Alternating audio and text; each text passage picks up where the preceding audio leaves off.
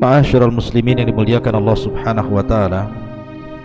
Malam ini tema yang kita akan bahas seputar muqaddimah masuknya tanda-tanda kiamat besar.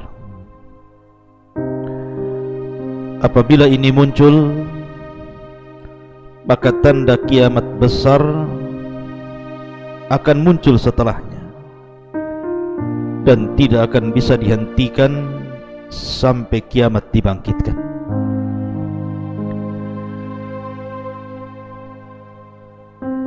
Di mana tema pada malam hari ini yang dimaksud muqaddimah alamat kiamat besar adalah Zuhurul Mahdi, munculnya Imam Al-Mahdil Muntadhar, imam yang hampir semua kaum muslimin menunggu-nunggu kehadirannya.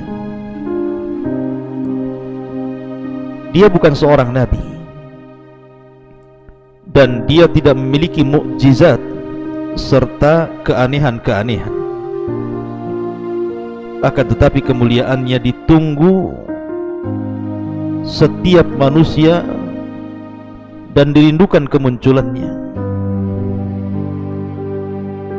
Dan dia seorang yang saleh, yang kedatangannya akan memenuhi bumi dengan keadilan setelah sebelumnya tersebar kezaliman dan juga keburukan.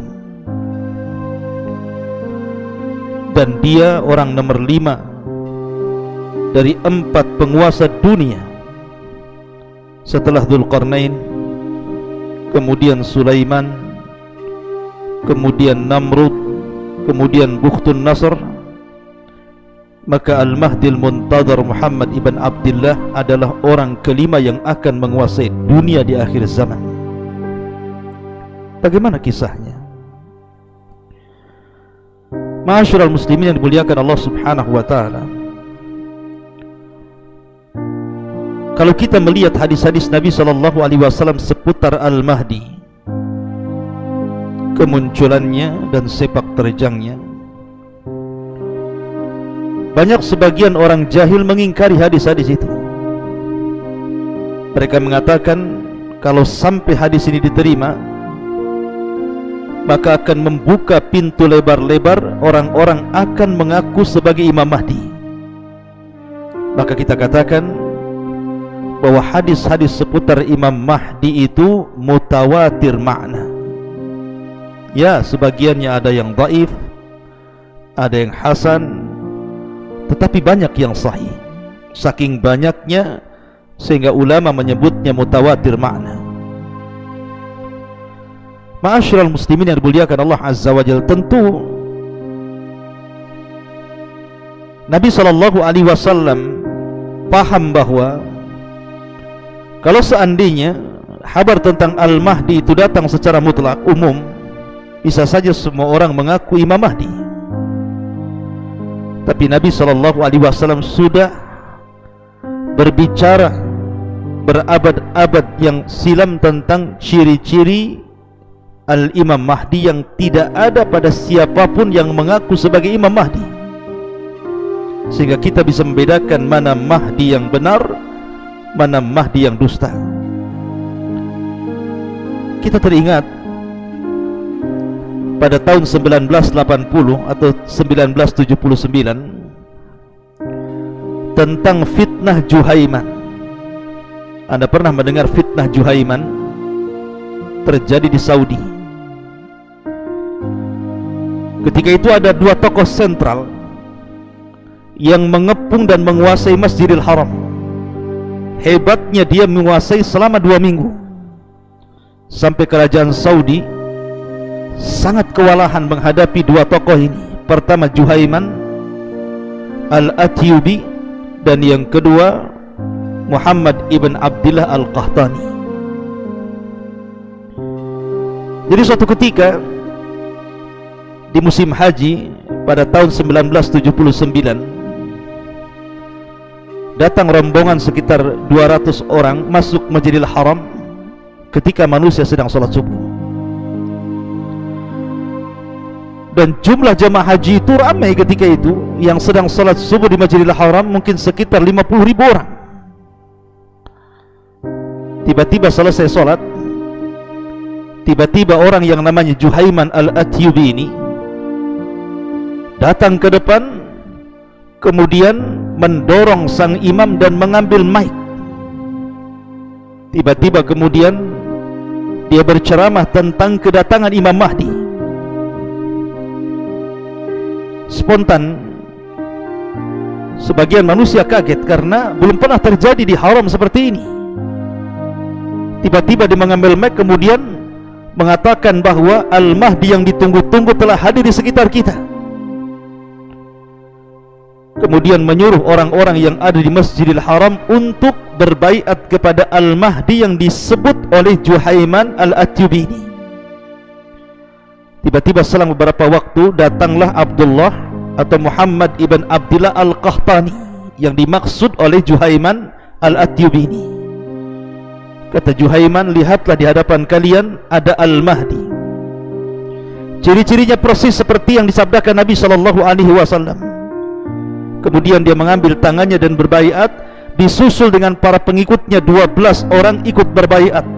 Sebagian manusia terdiam, sebagian manusia heran, sebagian manusia bertakbir.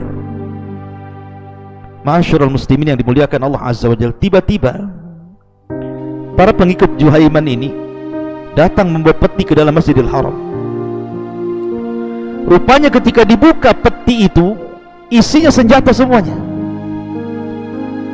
Maka kemudian para pengikut Juhaiman ini mengambil senjata-senjata itu, kemudian menodongkan kepada orang-orang yang ada di Masjidil Haram kala itu. Kemudian sebagiannya naik ke menara-menara, kemudian menguasai Masjidil Haram. Manusia bingung, ada apa ini? Ma'asyiral muslimin yang dimuliakan Allah Azza wa Jalla, dalam tempo 1 jam Juhaiman dan para pengikutnya bisa menguasai Masjidil Haram. Dan orang-orang yang sudah menempatkan diri di menara-menara untuk menembak siapapun yang menyelisihi Al-Mahdi yang dimaksudkan Juhaiman Muhammad ibn Abdillah al-Qahtani itu. Ketika sampai kabar ini kepada kerajaan Saudi, kala itu ma'asyiral muslimin yang dimuliakan Allah Subhanahu wa taala, maka kerajaan Saudi kemudian mengutus beberapa polisi untuk mencari kabar ada apa sebenarnya terjadi di Masjidil Haram itu. Kemudian baru saja mobil polisi sampai di pintu Masjidil Haram dan mereka keluar, tiba-tiba mereka ditembaki kemudian mati. Akhirnya kemudian pemerintah Saudi mengambil sikap, meminta fatwa daripada Hay'ah Kibaril Ulama menghadapi situasi seperti ini.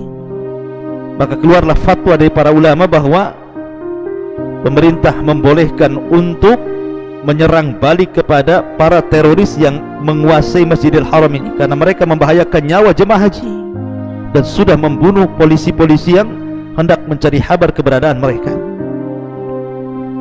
Maka dikirimlah oleh pemerintah Saudi helikopter, pesawat, kemudian mobil-mobil yang bersenjata dan tentara-tentara dikepungnya Masjidil Haram itu.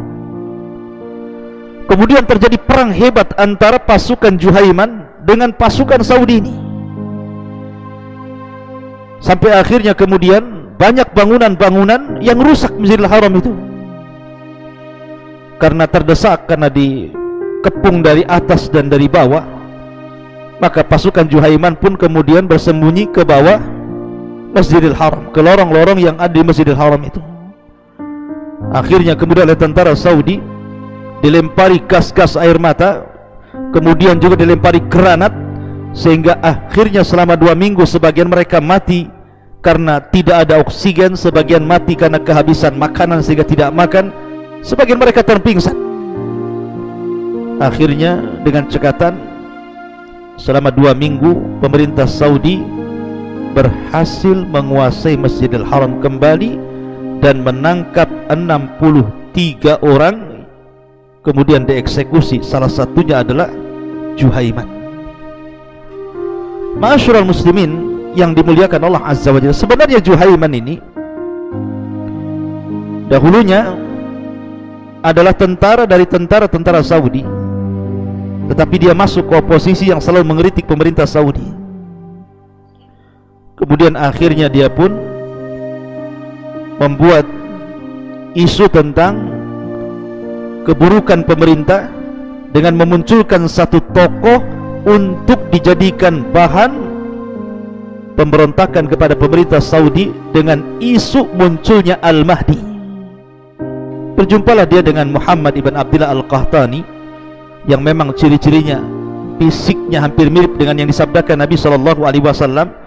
Setelah kemudian terjadi dialog, dirayunya bahwa engkau adalah Al-Mahdi dan begitu seterusnya, maka Muhammad ibn Abdullah Al-Qahtani mau dibaiat dan dijadikan Imam Mahdi. Pada ini kepentingan Juhaiman. Tapi dari kisah ini, kejadian ini, karena kejadian ini kan terjadi pada tahun 1979 atau 1980, artinya masih baru. Tapi lihat bagaimana dampaknya. Masjidil Haram dikepung, banyak nyawa melayang, banyak yang terluka, jemaah haji ketakutan. Ma'asyiral muslimin yang dimuliakan Allah Azza wa Jalla, kenapa kemudian mereka menjadikan isu Al-Mahdi untuk menumbangkan kekuasaan Saudi? Karena memang kalau kita melihat hadis-hadis Nabi SAW, Al-Mahdi yang kelak akan muncul di akhir zaman adalah sosok yang ditunggu-tunggu kaum muslimin, yang dirindukan kemunculannya. Makanya kemudian orang banyak mengaku Imam Mahdi. Oleh karena itulah maka malam ini sedikit kita akan bercerita siapa Al-Mahdi, di mana munculnya, siapa pengikutnya, bagaimana sepak terjangnya, bagaimana dia bisa hidup di 3 tanda kiamat besar: munculnya Dajjal, turunnya Isa bin Maryam, dan keluarnya Ya'juj wa Ma'juj. Dan bagaimana wafatnya, berapa tahun dia berkuasa, dan banyak persoalan yang kita akan bahas beberapa menit ke depan. Ma'asyiral muslimin yang dimuliakan Allah Subhanahu wa taala, Nabi SAW bersabda dalam hadis Abi Sa'id Al-Khudri radhiyallahu an, yakhruju fi akhir ummatil mahdi yuskihi Allahul ghaitha wa tukhrijul arda nabataha wa yu'til mala sihahan wa takthurul masyiyatu wa ta'dumul ummatu ya'isu sab'an aw thamaniyan ay hijajan. Kata Nabi SAW, pada akhir umatku kelak akan keluar orang yang disebut dengan Al-Mahdi. Dengan sebabnya Allah menurunkan hujan, bumi mengeluarkan tumbuh-tumbuhannya, harta akan dibagikan secara merata, binatang-binatang ternak akan melimpah, umat akan menjadi mulia, dan dia akan hidup selama 7 ataupun 8 tahun. Ada juga yang mengatakan ai hijajan, 8 kali musim haji atau 7 kali musim haji. Bahkan Nabi SAW mengatakan, laulam yabqa minad dunya illa al-yawm la tawwalallahu dhalika al-yawm hatta yab'atsallahu rajulan min ahli baiti yuwati'u ismuhu ismi wasmu abihi isma abi yamla'ul arda qistan wa adlan kama muli'at zulman wa jawra. Kata Nabi SAW, kalau seandainya tidak ada di dunia ini yang tersisa kecuali hanya tinggal 1 hari, tentu 1 hari itu akan Allah Subhanahu wa ta'ala panjangkan sampai dibangkitkan kepada mereka seorang laki-laki dari keturunanku, namanya sama dengan namaku Muhammad, dan nama bapaknya sama dengan nama bapakku Muhammad ibn Abdullah, dan dia akan memenuhi keadilan di permukaan bumi yang sebelumnya telah dipenuhi dengan kezaliman, dan juga kerusakan. Bahkan Nabi SAW mengatakan, la tadhhabud dunya hatta yamlikal Arab rajulun min ahli baiti yuwati wa ismahu ismi. Tidak akan hilang dunia ini sampai seseorang bisa menguasai bangsa Arab dan dia adalah keturunanku yang namanya mirip dengan namaku. Ma'asyiral muslimin yang dimuliakan Allah Azza wa Jalla, dari hadis-hadis ini maka muncullah banyak pandangan para ulama ataupun para pakar atau para peneliti sekitar Al-Mahdi. Ada yang mengingkari, ada yang kemudian mengaku-ngaku, ada yang mengklaim. Akan tetapi kalau kita melihat hadis-hadis Nabi SAW, memang Al-Mahdi itu akan ada dan akan datang. Akan tetapi ma'asyiral muslimin yang dimuliakan Allah Azza wa Jalla, Al-Mahdi yang dimaksud Nabi SAW bukan pula Al-Mahdi yang dimaksud orang-orang Syiah.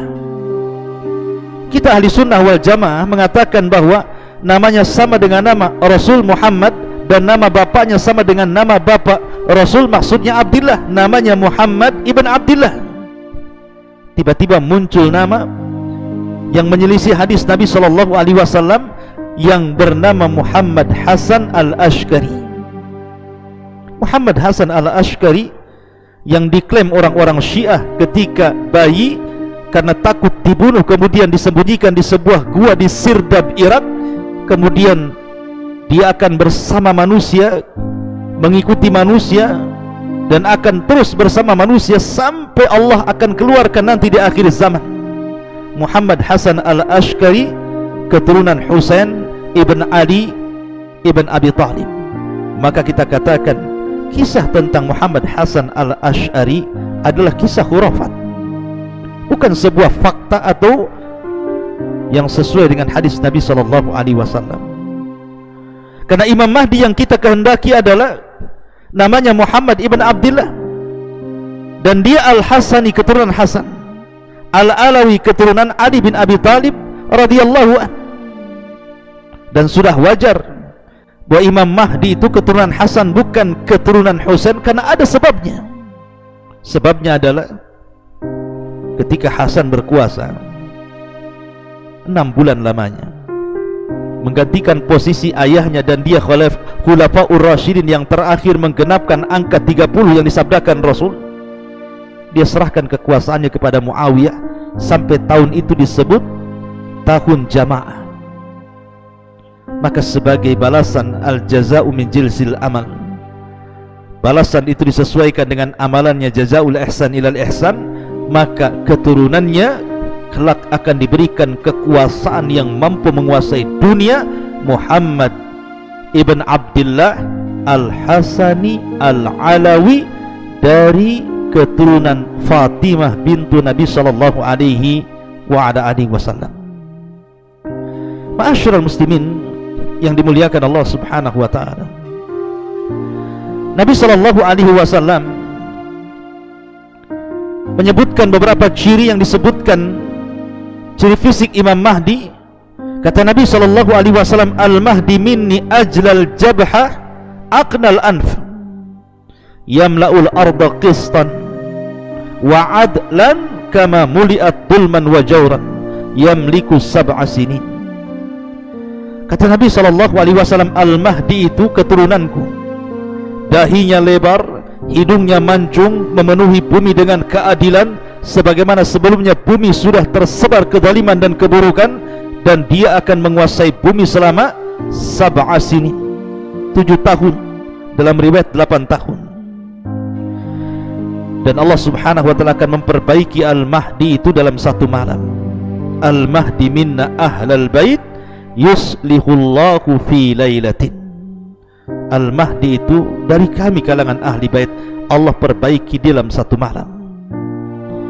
Ma'asyiral muslimin yang dimuliakan Allah Azza wa Jalla, lalu kapan Imam Mahdi muncul dan di mana? Apakah dia hidup sekarang? Apakah hari ini Imam Mahdi sudah ada sebagaimana ada orang yang memprediksi bahwa Imam Mahdi itu sudah ada? Maka kita katakan dalam sebuah hadis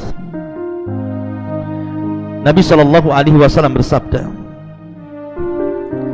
yakunu ikhtilafu inda mauti khalifatin fayakhruju rajulun min ahli al-madinati hariban ila makkah fayatihi nasun min ahli makkah fayukhrijunahu wa huwa karihun fayubayi'unahu baina ar-rukni wal maqam wa yub'atsu ilaihi ba'thun min asy-syami fayuqsafu bihim bil baida baina makkah wal madinah fa idza ra'a an-nasu dhalik atahu abdalus syam wa asaibu ahli al-iraq fayubayi'unahu baina ar-rukni wal maqam thumma yansha'u rajulun min quraisyin akhwaluhu kalbun fayab'atsu ilaihim ba'than fayadharuna alaihim wa dhalika ba'tsu kalbin wal khaybatu liman lam yashhadu ghanimata kalbin fayaqsimul mala wa ya'malu fin nasi bi sunnati nabiyyihim sallallahu alaihi wasallam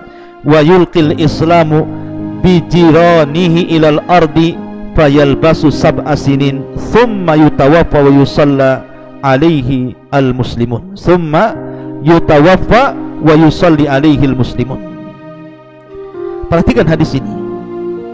Nabi SAW mengatakan akan terjadi perselisihan pada saat wafatnya seorang khalifah. Jadi ada khalifah yang sangat kuat kala itu, khalifah ini wafat, kemudian terjadi perselisihan anak-anaknya, abnaul khalifah ini. Lah abnaul khalifah ini tidak sekuat ayahnya, justru mereka saling berperang. Maka saat itulah keluarlah seorang laki-laki dari penduduk kota Madinah berlari menuju Mekah. Orang-orang dari penduduk Mekah tiba-tiba mendatangi orang ini. Kemudian mereka pun mengeluarkan laki-laki itu untuk dibaiat, tetapi dia tidak suka dan membencinya.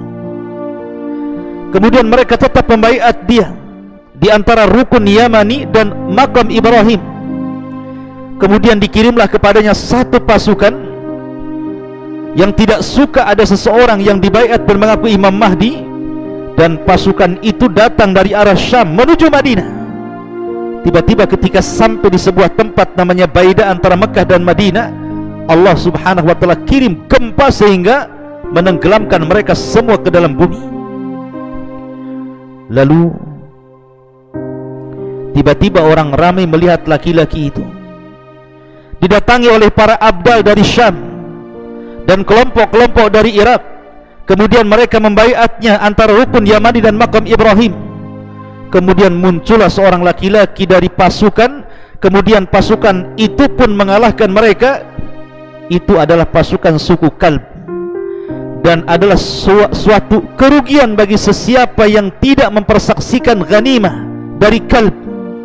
Kemudian beliau Al-Imam Mahdi berusaha mengamalkan di tengah-tengah manusia sunnah Nabi SAW, menyebarkan Islam ke seantero dunia, dan beliau Al-Mahdi akan tinggal selama 7 tahun lalu meninggal dunia dan disolatkan oleh kaum muslimin.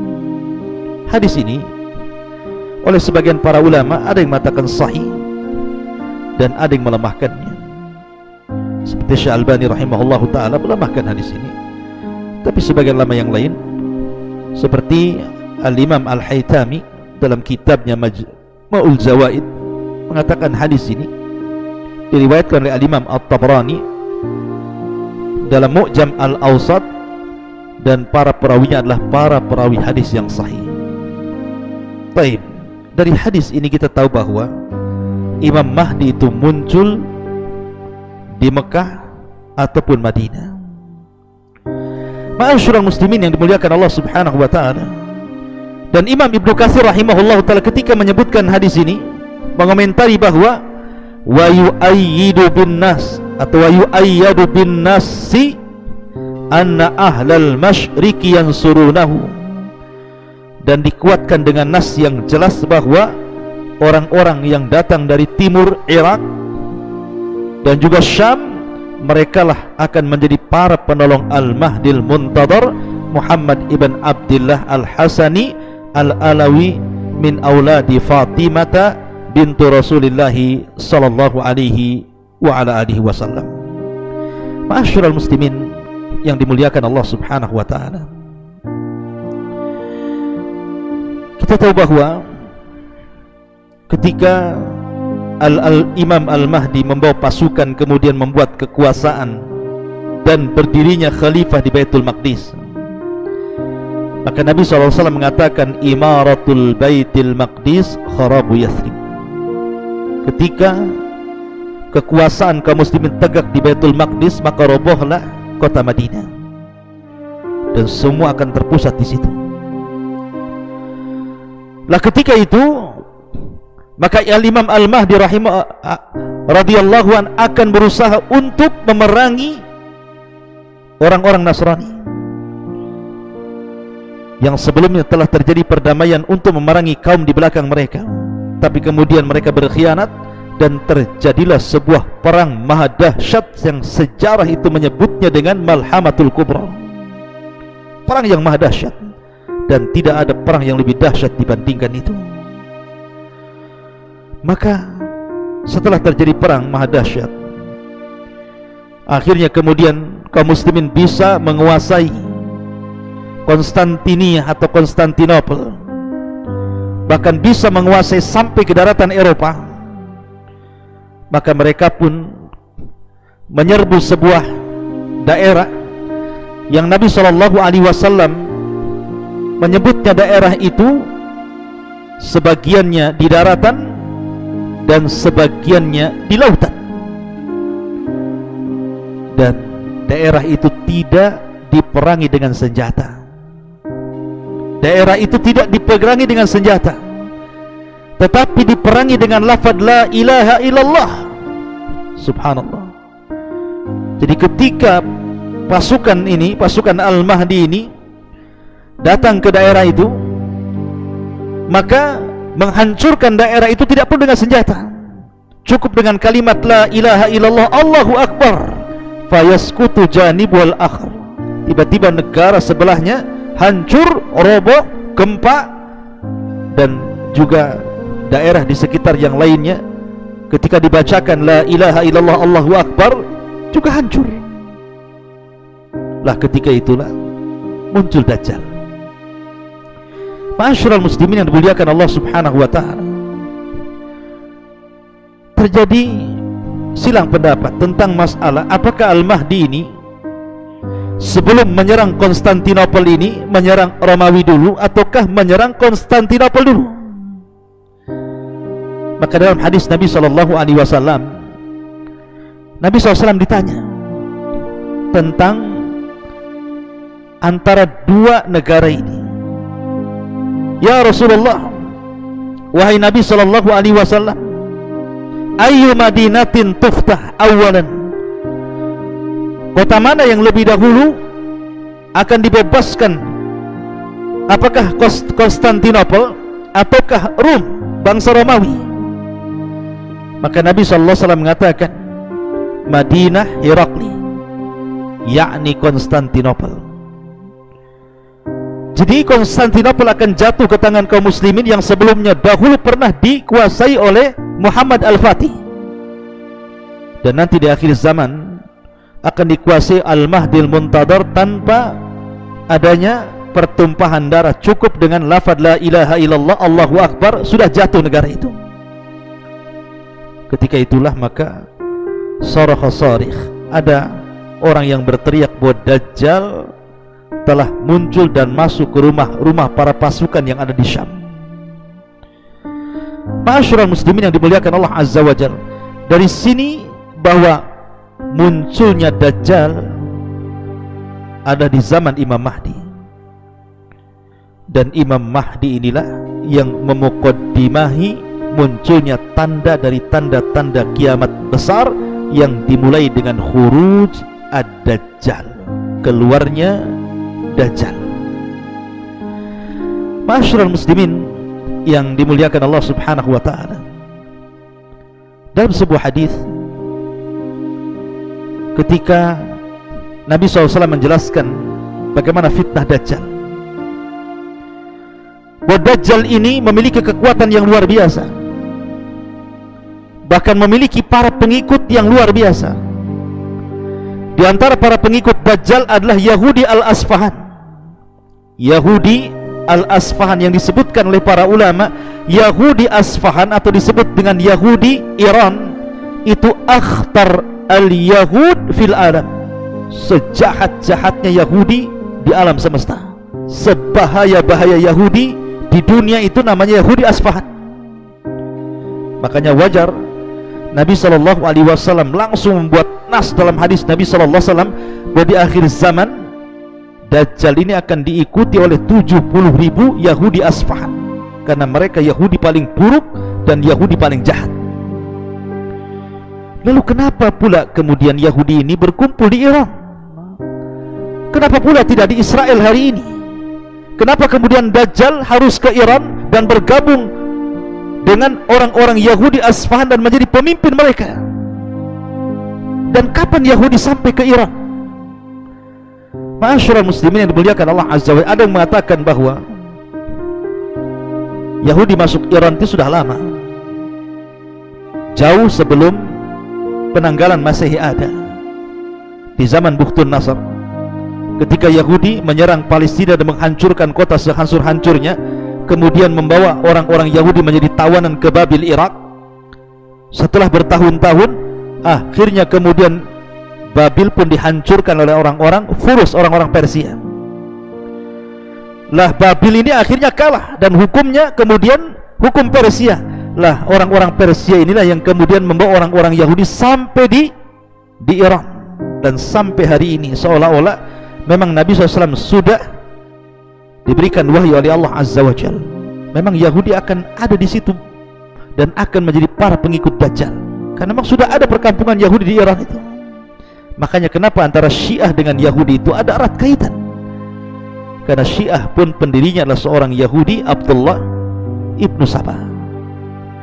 Ma'asyiral muslimin yang dimuliakan Allah Azza wa Jalla, lah belum lagi kemudian para pengikutnya adalah orang-orang kafir secara umum, kemudian orang-orang munafik, kemudian orang-orang yang wajah mereka bulat seperti orang-orang Tatar, Mongolia dan yang sejenisnya, kemudian orang-orang Arab jahil, kemudian para wanita dan banyak. Nanti kita akan buat tema khusus tentang Atba'ud Dajjal ini. Tapi yang jelas bahwa pasukan besar itu tidak mungkin dikalahkan oleh Al-Mahdi, sehingga Al-Mahdi terdesak kemudian harus lari dan bersembunyi, sampai akhirnya mereka pun semakin terpojok, kemudian terdesak sampai kemudian mereka membuat camp di Bukit Tur, dan mereka tidak berani turun, dan mereka sudah memprediksi kalau mereka tetap bertempur pasti mereka akan mengalami kekalahan. Maka mereka lebih baik mundur bersembunyi sampai akhirnya terjadi kelaparan yang dikatakan kepala sapi jauh lebih baik dibandingkan emas dan harta rampasan perang, saking kelaparannya. Ma'asyiral muslimin yang dimuliakan Allah Azza wa Jalla, lah ketika itulah maka Al-Mahdi membuat sebuah keputusan, kalau mereka tetap berada di bukit itu, tentu mereka akan mati sia-sia. Mereka harus mati dalam posisi syahid. Maka sepakatlah para sahabat, para tentara Al-Mahdi itu untuk menyerang pasukan Dajjal setelah sholat subuh keesokan harinya. Setelah kemudian datang waktu subuh, kemudian dikumandangkan azan, tiba-tiba langit gelap. Tiba-tiba ada cahaya dari langit.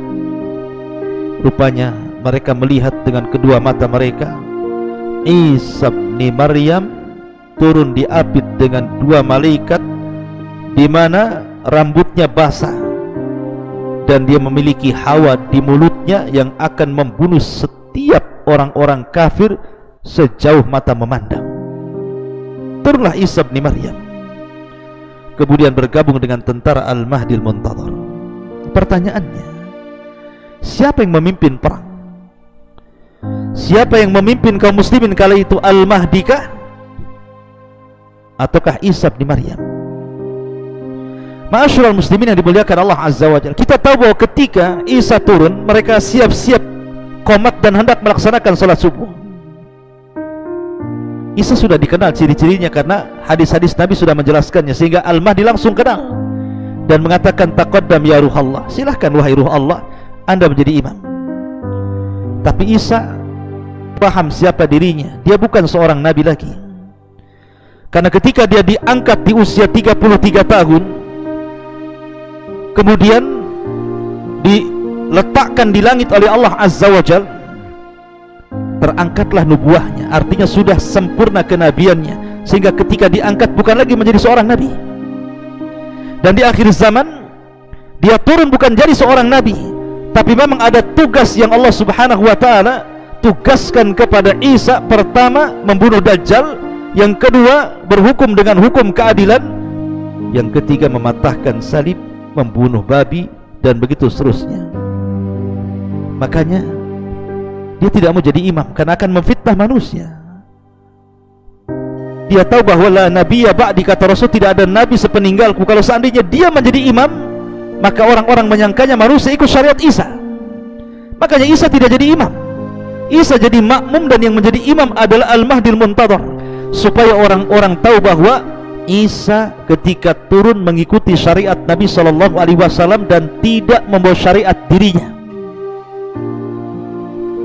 Tetapi ketika selesai perang, selesai sholat, maka yang memimpin perang adalah Isa bin Maryam. Dia meminta pilihan kepada pasukan Al-Mahdi dengan 3 pilihan.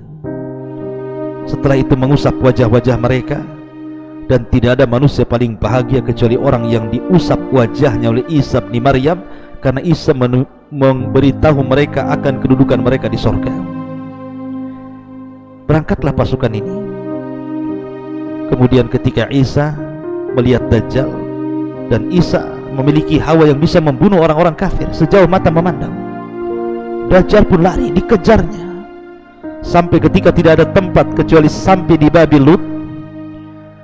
Maka Isa pun kemudian membunuh Dajjal, memenggal kepalanya. Kemudian orang-orang Yahudi dan para pengikut Dajjal ketakutan, kaum muslimin membantai mereka dengan sangat mudah, sampai-sampai orang-orang itu bersembunyi di apapun. Dia sembunyi di batu, di pohon, pohon bisa bicara, batu bisa bicara, dan mengatakan, wahai muslim, di belakang saya Yahudi, bunuh dia, bantai dia, dan begitu seterusnya. Akhirnya peperangan ini dimenangkan oleh Al-Mahdi dan juga Isa bin Maryam, dan ini kemenangan kaum muslimin. Ma'asyiral muslimin, saya sering mengkisahkan tentang Al-Mahdi. Saya tidak hendak mengkisahkan masalah ini, tapi saya ingin mengatakan bahwa ada alamat yang tidak semua orang mengaku dirinya Imam Mahdi. Karena kalau seandainya tidak ada alamat khusus dan ciri khusus, bisa saja semua orang mengaku Imam Mahdi, seperti kisah di permulaan yang saya ceritakan tentang kisah Juhaiman yang mengangkat Muhammad ibn Abdillah Al-Qahtani sebagai Al-Mahdi, sehingga menjadi keributan di Masjidil Haram dan menguasai Masjidil Haram selama 2 minggu. Atau Muhammad ibn Abdillah Al-Barbari, atau disebut dengan Ibnu Tamur, ngaku Imam Mahdi. Kemudian dia membawa pengikutnya untuk menggali lubang kuburan, kemudian masuk semua di situ. Kemudian berikan nasihat soal kematian. Allah takdirkan, Allah gempakan bumi. Rupanya kemudian tanah kuburan itu bergegar, akhirnya mengubur mereka semuanya. Muhammad ibn Abdillah Al-Barbari aku Imam Mahdi, sampai mati tertimbun, diazab langsung oleh Allah Azza wa Jalla. Kemudian Ubaidillah Al-Qaddah ngaku Imam Mahdi. Ma'ruf kisahnya, Ubaidillah Al-Qaddah ini kakeknya seorang Yahudi, dan dialah yang membawa tentara Qaramitah membantai jamaah haji. Kemudian dia kubur sumur Zam-Zam itu dengan jasad manusia. Kemudian dia congkel Hajar Aswad, dibawanya ke Bahrain selama 22 tahun, dan dia mengaku Imam Mahdi. Kalau seandainya tidak ada ciri-ciri khusus, semua orang bisa ngaku Imam Mahdi. Maka apa ciri-ciri Al-Mahdi itu? Yang pertama, dia tidak menyuruh manusia dirinya Mahdi. Dia tidak mengatakan saya Mahdi, bayat kepada saya. Tidak. Bahkan dia tidak suka dan benci kalau dia dikatakan Mahdi dan ingin dibayat.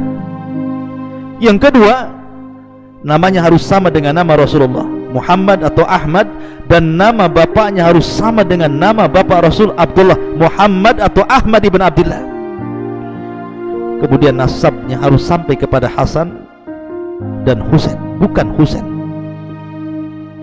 Artinya harus keturunan Hasan ibn Ali ibn Abi Thalib, putra daripada Fatimah bintu Rasulullah sallallahu alaihi wasallam. Kemudian fisiknya harus mencocoki sifat yang disifatkan Rasul, seperti dahinya lebar, kemudian hidungnya mancung, dan banyak lagi sifat-sifat yang disebutkan dalam hadis-hadis Nabi SAW tentang ciri fisik Imam Mahdi. Kemudian keluarnya saat terjadi khilaf antara anak-anak khalifah. Kemudian dia harus muncul di Mekah, dibaiat di antara rukun dan makam Ibrahim, dan dia harus orang saleh, orang yang bertakwa, memiliki ilmu tentang Al-Quran dan Sunnah Nabi SAW.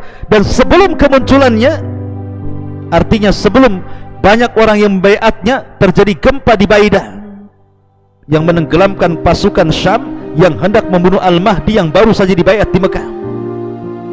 Dan sebelumnya terjadi kezaliman dan kerusakan, maka dia datang membawa keadilan dan kebenaran. Ma'asyiral muslimin yang dimuliakan Allah Subhanahu wa ta'ala, maka dari sini ada tanda-tanda, bahkan tanda-tanda sebelum munculnya Imam Mahdi sudah ada, seperti banyaknya fitnah, banyaknya maksiat, banyaknya gempa, kemudian Irak Syam dikepung oleh orang-orang kafir dari luar, kemudian terjadi gempa di arah timur barat dan jazirah Arab. Itu harus terjadi, ya. Ma'asyiral muslimin yang dimuliakan Allah Azza wa Jalla. Masalahnya ada sebuah pertanyaan. Kita tahu bahwa Imam Mahdi ini dijelaskan dalam hadis, kedatangannya bumi ini akan subur,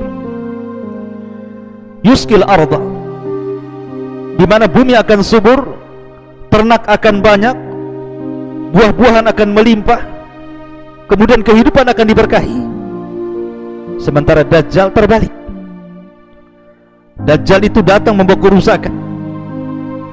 Bahkan sebelum kemunculannya 3 tahun terjadi paceklik hebat, sampai kemudian sepertiga terakhirnya tidak hujan dan satu bumi mengalami kekeringan. Supaya Dajjal bisa merayu manusia, siapa yang mengikuti dia, dia akan hijaukan buminya. Sementara Imam Mahdi dan Dajjal ini satu zaman, seolah tidak bisa ditemukan yang satu mengatakan kalau ini muncul akan hijau, kalau ini muncul akan kering. Lalu bagaimana cara menjamaknya? Maka ulama mengatakan bahwa 3 tahun kekeringan sebelum kemunculan Dajjal ini itu datang duluan. 3 tahun pertama sepertiga langit ditahan, sepertiga bumi pun ditahan. Tahun kedua 2/3 langit ditahan, 2/3 bumi ditahan. Kemudian tahun ketiga semua langit ditahan, bumi ditahan, sehingga terjadi kekeringan hebat. Ya, itu tahun sebelum Imam Mahdi muncul.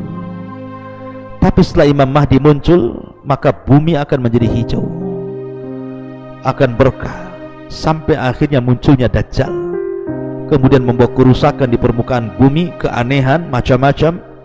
Akhirnya banyak orang yang terfitnah agamanya, dan tidak ada yang selamat kecuali yang Allah rahmati keimanannya. Ma'asyiral muslimin yang dimuliakan Allah Azza wa Jalla, inilah di antara sekilas tentang kisah Al-Mahdil Muntadhar. Subhanakallahumma bihamdika asyhadu an la ilaha illa anta astaghfiruka wa atubu ilaik. Allahu ta'ala alam. Assalamualaikum warahmatullahi wabarakatuh.